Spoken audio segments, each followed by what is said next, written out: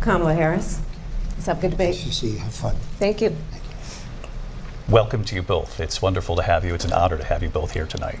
Why do you believe it's appropriate to weigh in on the racial identity of your opponent? I don't, and I don't care. I don't care what she is. I don't care.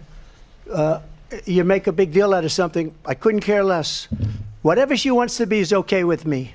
But those were your words, so I'm asking. asking. I don't know. I mean, all I can say is I read where she was not black, that she put out, and I'll say that. And then I read that she was black, and that's okay. Either one was okay with me. That's up to her. That's up to her. I mean, honestly, I think it's a tragedy that we have someone who wants to be president who has consistently, over the course of his career, attempted to use race to divide the American people. You know, I do believe that the vast majority of us know that we have so much more in common than what separates us, and we don't want this kind of approach that is just constantly trying to divide us, and especially by race. Everything that she believed 3 years ago and 4 years ago is out the window. She's going to my philosophy now. In fact, I was going to send her a MAGA hat. She's gone to my philosophy. But if she ever got elected, she'd change it. And it will be the end of our country. She's a Marxist. Everybody knows she's a Marxist. Her father's a Marxist professor in economics, and he taught her well. She gave up at least 12 and probably 14 or 15 different policies. Like, she was big on defund the police. In Minnesota, she went out, wait a minute, I'm talking now, if you don't mind, please. Does that sound familiar? They have abortion in the 9th month.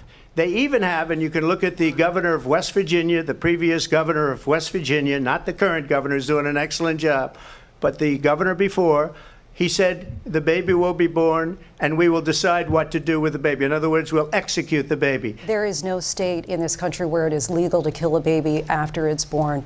Donald Trump hand-selected 3 members of the United States Supreme Court with the intention that they would undo the protections of Roe v. Wade. And they did exactly as he intended. And now in over 20 states, there are Trump abortion bans, which make it criminal for a doctor or nurse to provide health care. In one state, it provides prison for life. Trump abortion bans that make no exception even for rape and incest, which understand what that means. A survivor of a crime of violation to their body does not have the right to make a decision about what happens to their body next. That is immoral. And I pledge to you, when Congress passes a bill to put back in place the protections of Roe v. Wade, as President of the United States, I will proudly sign it into law. But understand, if Donald Trump were to be reelected, he will sign a national abortion ban. It's a lie. I'm not signing a ban, and there's no reason to sign a ban, because we've gotten what everybody wanted. Democrats, Republicans, and everybody else, and every legal scholar wanted it to be brought back into the states, and the states are voting.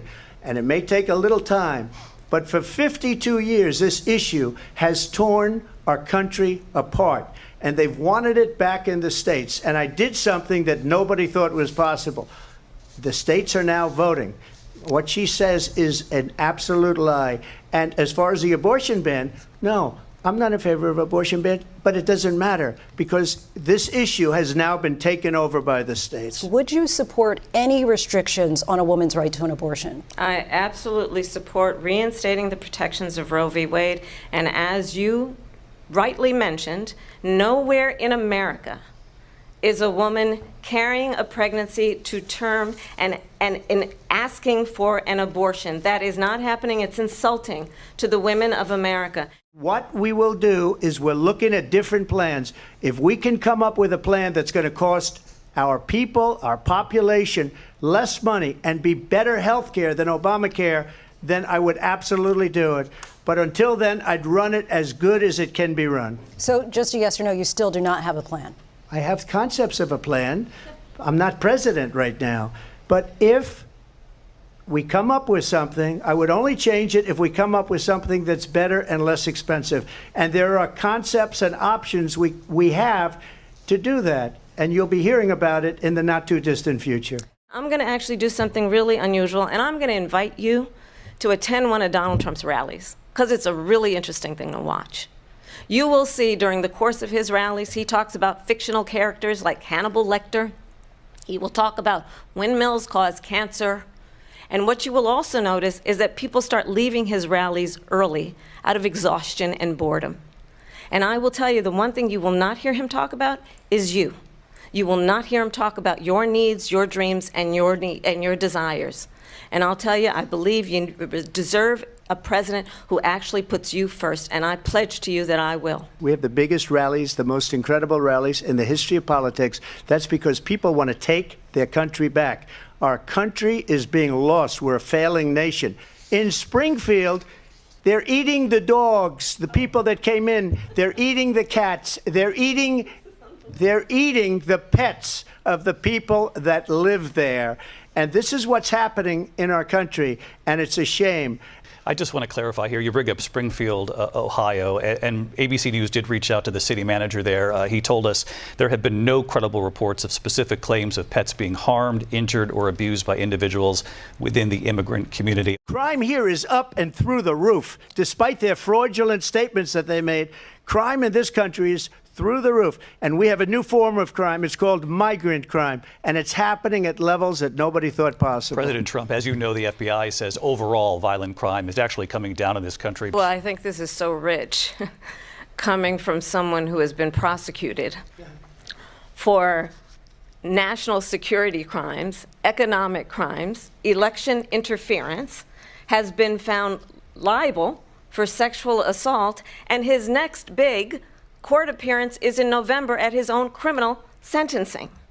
Understand, this is someone who has openly said he would terminate, I'm quoting, terminate the Constitution of the United States, that he would weaponize the Department of Justice against his political enemies. This is the one that weaponized, not me. She weaponized. I probably took a bullet to the head because of the things that they say about me.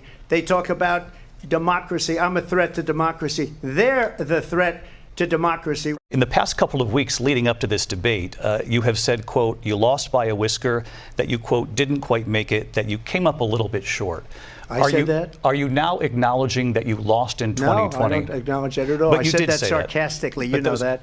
It was said, oh, we lost by a whisker. That was said sarcastically. Vice President Harris, you heard the president there tonight. He said he didn't say that he lost by a whisker. So he still believes he did not lose the election that was won by President Biden and yourself. But I do want to ask you about something that's come up in the last couple of days. This was a post from President Trump about this upcoming election just weeks away. He said, when I win, those people who cheated, and then he lists donors, voters, election officials, he says will be prosecuted to the fullest extent of the law, which will include long-term prison sentences. One of your campaign's top lawyers responded saying, we won't let Donald Trump intimidate us, we won't let him suppress the vote. Is that what you believe he's trying to do here? Donald Trump was fired by 81 million people. So let's be clear about that. And clearly he is having a very difficult time processing that.